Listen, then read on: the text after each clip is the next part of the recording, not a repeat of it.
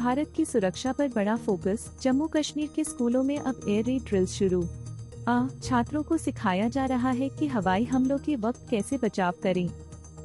जैसे ही सायरन बजता है, बच्चे डेस्क के नीचे छुपे दिखते हैं। ये तैयारी एक बड़े सुरक्षा अभियान का हिस्सा है।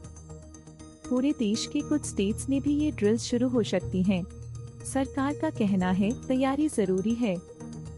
और जानकारी के लिए चैनल को जरूर फॉलो करें।